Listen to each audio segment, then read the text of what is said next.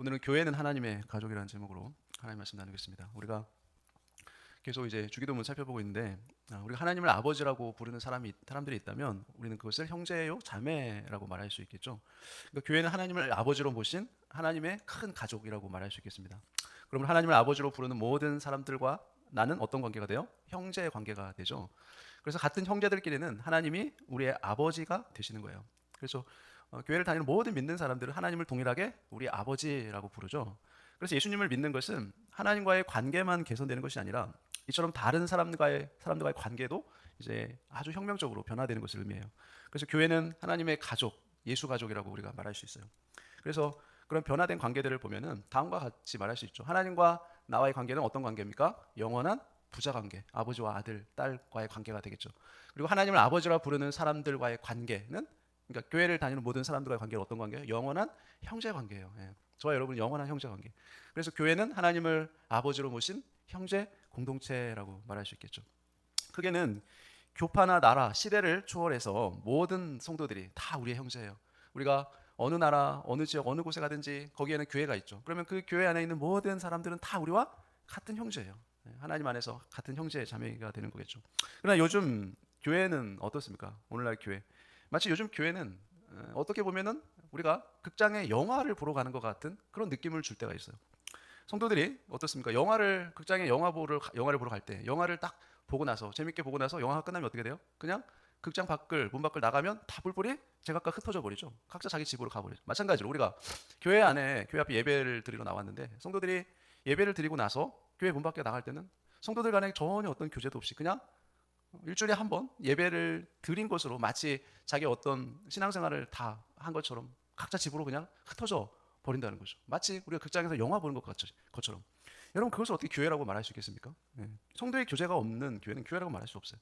교회는 믿음의 가족이고 하나님의 가족이에요. 공동체죠.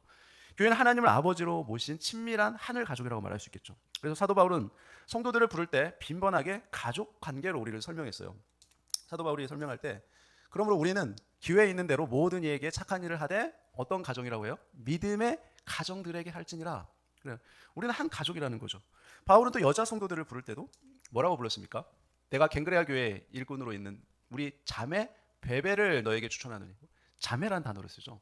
가족이기 때문에 하나님 안에서 한 가족이기 때문에 형제 자매라는 표현을 써요. 남자에게는 형제, 여자에게는 자매라는 표현을 썼죠. 그리고 로마서 16장 1절에도 늙은이를 꾸짖지 말고 권하되 아버지에게 하듯 하며 젊은이에게는 형제에게 하듯 하고 늙은 여자에게는 어머니에게 하듯 하며 젊은 여자에게는 온전히 깨끗함으로 자매에게 하듯 하라. 이게 바울이 디모데에게 목회를 할 때 교회를 섬길 때 어떻게 하라는 거예요? 나이 든 노인들은 아버지 어머니처럼 그렇게 대하라는 거죠. 교회 안에 성도들을, 나이 드신 분들을. 젊은 여자는 어떻게 해요? 자매를 대하듯이 그렇게 대하라고 권면을 했죠.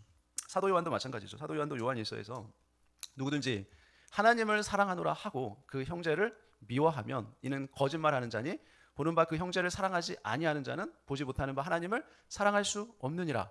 우리가 이 계명을 주께 받았나니 하나님을 사랑하는 자는 또한 그 형제를 사랑할지니라. 이렇게 말해요. 그러니까 교회 안에서 서로 형제 자매들끼리 다투고 미워하고 분쟁이 일어난다는 것은 무엇과 같아요? 그가 하나님을 사랑하지 않는다는 거예요. 왜 그래요? 하나님 안에서 한 가족, 형제 자매가 되었음에도 불구하고 서로 다투고 시기하고 질투하고 분쟁이 있다는 것은 그 하나님 안에서 한 가족이라는 걸 모른다는 거죠. 믿지 않는다는 거예요. 사랑하지 않는다는 거예요. 형제 자매를 사랑하지 않는데 하나님을 사랑할 수 있을까요? 불가능하죠. 하나님을 사랑하지 않기 때문에 또한 형제 자매를 사랑하지 않는 거죠. 그래서 시편 133편은 교회 공동체 안에 있어서 형제 자매의 관계가 어떠해야 되는지 우리에게 묘사를 해준 말씀이 있어요. 여기 보면 시편 133편 보라 형제가 연합하여 동거함이 어찌 그리 선하고 아름다운고라고 말해요. 그러니까 교회 안에 같은 형제 자매가 연합해서 동거하는 게 얼마나 선하고 아름다운지를 보라는 거예요. 그러면서 비유를 통해서 얘기해 주죠. 머리에 있는 보배로운 기름이 수염 곧 아론의 수염에 흘러서 그의 옷깃까지 내림 같고 비유죠. 그리고 헐몬의 이슬이 시온의 산들의 내림 같도다. 거기서 여호와께서 복을 명령하셨나니 곧 영생이로다라고 말해요. 여러분 구약 시대 대제사장을 세울 때는 항상 기름을 머리에 부었어요. 보배로운 기름, 관유라고 그러죠. 그름을 대제사장들의 머리에 부으면 그 기름이 어떻게 돼요? 흘렀겠죠. 머리에 부으면 기름이 흘러서 수염까지 흘렀겠죠. 그러면 수염에 흐른 기름은 다시 어깨를 지나서 뭐 이게 옷 밑에까지 내렸겠죠. 옷깃을. 그런데 이 관유가 어깨에는 뭐가 있어요? 12지파를 상징하는 보석이 있어요. 이 앞에 흉패에도 보석이 있는데 어깨에도 동일하게 있죠. 자, 여기서 뭐를 말하냐면 이 말씀의 의미를 살펴보면 구약 시대에는 이 부모가 공동 소유로 토지를 물려줬어요. 그러니까 유산을 물려줄 때 자녀들에게 공동 소유로 물려줬어요. 그래서 형제들은 함께 땅에 동거하면서 땅을 경작하며 살았어요. 구약 시대에는. 그러나 타락한 형제들이 연합하여 동거하는 것은 너무나 어려운 거예요. 그렇죠. 창세기 보면은 가인과 아벨이 나오잖아요. 가인과 아벨은 한 형제였지만 가인이 어떻게 합니까? 아벨을 동생을 죽이는 살인 사건이 일어나잖아요. 그런 최초의 형제들 간의 동거는 비극으로 끝나버리죠. 이처럼 형제 동거는 연합이 아니라 고통이 되는 경우도 있었어요. 또 성경에서 에서와 야곱의 경우도 마찬가지죠. 그리고 요셉과 11명의 형제 관계에서도 볼 수 있듯이 형제가 연합하여 동거하는 것은 이게 어렵고 비극적인 것도 있지만 선하고 아름다운 것이다라는 걸 말하는 거죠. 그래서 시편 133편은 이 형제 연합의 아름다움을 두 가지로 묘사한 거죠. 첫 번째는 아까 얘기했듯이 이 대제사장 아론의 임증식 때 아론의 머리에 부어진 기름이 이제 옷깃까지 흘러내리는 그림이에요. 그래서 이 아론의 머리 위에 부어진 기름 뭘 상징해요? 하나님의 임재를 상징하는 거죠. 하나님의 임재를 상징하는 보배로운 기름이 관유예요. 그래서 아론은 대제사장으로 임직될 때 그 머리에 기름 부음을 받았던 것입니다. 그래서 그 기름이 얼굴로 흘러내려서 수염을 적시고 계속 흘러내려 옷깃까지 적셨던 겁니다. 그래서 이거는 아까 얘기했던 것처럼 이 아론만이 아니라 이제 12지파 이름이 새겨진 양 어깨에 보석까지 흘러내렸잖아요. 그러니까 온 이스라엘이 보배로운 기름이 이 하나님의 임재로 가득 차게 된 것을 보여주는 거예요. 형제가 사랑으로 연합한 교회의 모습이 바로 이런 거라는 거죠. 하나님의 임재가 그 공동체 가운데 가득 차고 넘치는 모습이라는 거죠. 그리고 두 번째로는 이제 헬몬산의 풍성한 이슬이 이 시온산으로 흘러가는 그림이에요. 여러분 헬몬산은 그 이스라엘 지방의 북쪽에 있는 가장 높은 산이 헬몬산이에요. 그림에서 이제 가장 왼쪽이죠. 왼쪽 그 흰색 눈이 덮여 있는 곳이죠. 이 위치가 그 레바논 산맥에 위치했는데 해발 약 2,700m예요. 높이가 엄청 높아요. 그러니까 우리나라의 뭐 백두산, 한라산보다도 더 높은 산이 바로 이 북부 이스라엘 북쪽에 있는 헬몬산이거든요. 항상 눈이 덮여 있어요. 한 7, 8개월 이상 계속 눈이 덮여 있는 아주 높은 산입니다. 그런데 그곳은 아침마다 뭐예요? 밤새 비가 온 것처럼 이슬이 엄청나게 많이 내리는 곳이 바로 저 헬몬산입니다. 그래서 이 헬몬산에 맺힌 이슬이 어떻게 돼요? 나중에 시온산에까지 흘러내린다는 거예요. 이 이슬이. 그래서 시온산에 이슬로 충만해진다는 거죠. 시온산까지도 그 위에 있던 이슬이 내려오는 거죠. 그래서 이 형제 사랑으로 동거하는 공동체는 어떤 거예요? 바로 이것처럼 서로 이슬의 통로가 되는 것처럼 그렇게 선하고 아름답다는 거죠. 하나님께로부터 오는 이 신선한 생명력은 모두 다 이제 흘러간다는 거예요. 시온산에까지. 그래서 천국은 하나 더 보여줄게요. 이게 뭐냐면 그 헬몬산에부터 흘러온 이슬이 다 모여서 땅속 깊이 스며들었던 이슬이 나중에 이제 그 밑에 보면은 갈릴리 호수가 있죠. 갈릴리 호수의 물의 근원이 바로 땅 속에 스며들었던 물이 이 북부 쪽에 가면은 이스라엘 북쪽 그 갈릴리 위쪽에 가면은 물이 저렇게 철철 흘러 넘치는 물이 돼요. 그 이슬이 엄청난 거죠. 나중에 사이까지 물이 내려가죠. 그래서 천국은 뭐냐면 하나님의 가족이 연합하여 동거하는 곳이죠. 천국이. 그러니까 하나님의 사랑이 충만한 곳이 천국입니다. 그래서 하나님의 자녀들이 서로 사랑하는 곳에는 하나님의 사랑이 충만하게 드러난다는 거예요. 마치 이 헐몬산의 이슬이 시온산에까지 충만하게 내려오는 것처럼. 그러나 형제가 서로 미워하는 곳에는 하나님의 임재가 없겠죠. 거기에는. 그래서 하나님은 형제가 서로 연합하여 동거하는 곳에는 복과 영생을 주시는 거죠.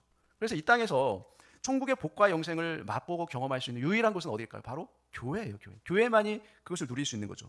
그래서 주기도문은 형제자매들이 함께 모여서 드리는 기도가 바로 주기도문이죠. 우리가 항상 주기도문은 교회에서 우리가 함께 하잖아요.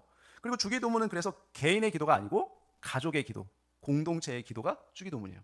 그래서 우리는 나의 필요만이 아니라 누구의 필요를 위해 구해야 돼요? 나의 형제 자매의 필요를 위해서 함께 기도해야 돼요. 그러므로 주기도문의 후반부에 보면 세 가지 청원이 나오죠. 이것을 우리가 세 가지 청원을 보면 첫 번째가 뭐냐면 오늘날 우리에게 일용할 양식을 주시옵고라고 우리가 주기도문에 기도하잖아요. 그러니까 이 기도는 뭐예요? 나의 양식을 위해 비는 기도가 아니라 우리 교회 공동체를 위한 기도예요. 우리 교회 공동체에 필요한 일용할 양식을 구하는 기도죠. 그래서 우리는 나의 필요와 더불어서 우리 교회 공동체, 형제 자매의 필요를 위해서 함께 기도해야 된다는 거죠. 그래서 주기도문의 정신에 따라서 서로를 위해서 우리는 항상 기도 제목을 나누고 함께 기도를 하는 것이죠. 그래서 다른 사람을 위한 기도는 주기도문에서 나온 기도예요. 우리는 내 필요, 내 양식만을 위해서 기도하는 것이 아니라 다른 사람의 필요, 다른 사람의 양식을 위해서도 함께 기도해야 되는 것입니다. 그래서 우리는 내 옆에 사는 이웃이, 내 가족이 무엇이 필요한지, 그리고 무엇이 힘든지, 무엇이 어려운지를 항상 관심을 가지고 우리가 살피면서 도와줄 수 있어야 된다는 거죠. 우리가 개인주의와 이기주의가 아주 팽배한 시대에 살고 있죠. 그렇죠? 지금은 내 옆에 누가 사는지도 모르고 살아요. 관심이 없죠. 그들의 옆에서 누가 뭐 굶어 죽든지 관심이 없어요. 요즘 시대는 개인주의, 이기주의가 너무 팽배한 시대에 살고 있죠. 그래서 우리들이 생각할 때 뭐 다른 사람들이 다 그렇게 사는데 뭐 나는 그렇게 살면 안 되나? 뭐 나도 그렇게 살아도 되지. 태도를 이렇게 생각해. 나는 내가 그렇게 살면 어때? 다 그렇게 사는데 뭐 이렇게 생각한다는 거죠. 그러나 어떻습니까? 궁극적으로는 이 우리라는 것은 이 지구상에 있는 모든 교회를 다 포함하는 거예요. 우리 한국에 있는 교회든지 또 전 세계에 흩어져 있는 다른 모든 교회들이 다 우리의 형제라는 거예요. 같은 공동체. 우리에게 일용할 양식을 주시옵고라는 기도는 하나님의 교회를 위한 기도인 것이에요. 두 번째, 우리는 교회 공동체의 죄를 회개하는 기도를 해야 돼요. 공동체의 죄. 개인적인 죄도 있지만 어떤 죄입니까? 공동체적인 죄가 있다는 거예요. 개인의 죄에 대해 회개의 기도는 반드시 해야 되죠. 그러나 여기서만 우리가 머물러서는 안 된다는 거죠. 자신만 거룩해지기를 추구하는 것이 아니라 교회 공동체 전체가 거룩해지는 것을 같이 기도해야 된다는. 여러분 성경에 보면 예레미야, 느헤미야 같은 지도자들은 어떻게 기도했습니까? 교회, 그러니까 그 나라 민족을 위해서 같이 기도했어요. 그 사회의 죄악을 놓고 기도했어요. 지도자들, 선지자들, 그렇죠? 그래서 가족이 만약에 병에 걸려서 아파서 힘들면 우리도 마찬가지, 똑같이 가족의 구성원은 똑같이 아파하고 힘들어하는 것처럼 마찬가지예요. 교회도 마찬가지.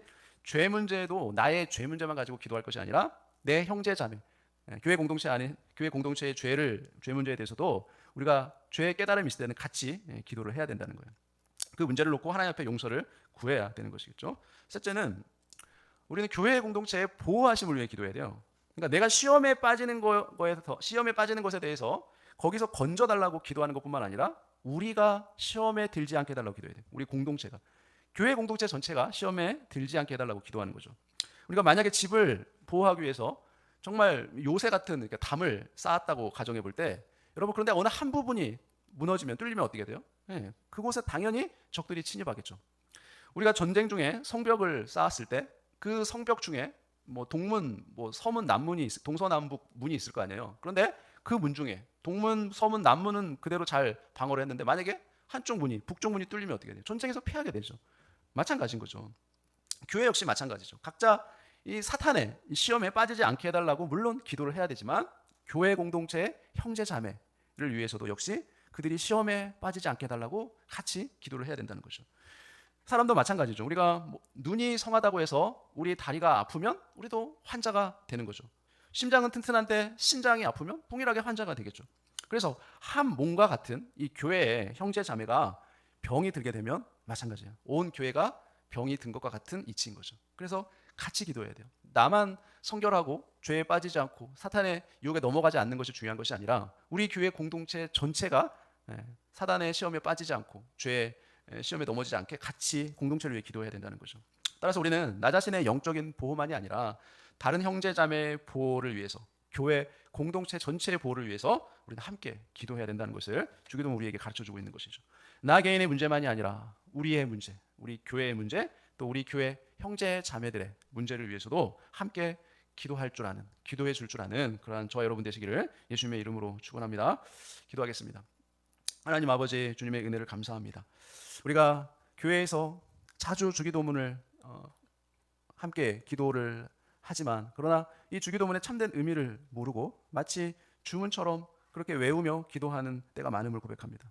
오늘 주기도문을 통해서 우리가 정말 하나님을 믿는 우리들이 그리스도 안에서, 하나님 안에서 한 형제 자매요, 가족인 것을, 공동체인 것을 늘 고백하며 우리의 필요를 위해서만 기도하는 것이 아니라 우리의 죄를 위해서만 회개하고 우리가 사단의 시험에 들지 않는 것에만 그것을 위해서 기도하는 것이 아니라 우리 공동체 전체 형제 자매를 위해서, 교회를 위해서 함께 기도함으로 우리 교회 공동체 전체가 하나님 앞에 그렇게 거룩하게 신실하게 믿음으로 나아갈 수 있는 교회 될 수 있도록 함께 기도하는 저희 교회가 되게 하여 주옵소서. 저희들이 되게 하여 주옵소서. 이 모든 거 예수님의 이름으로 기도합니다. 아멘.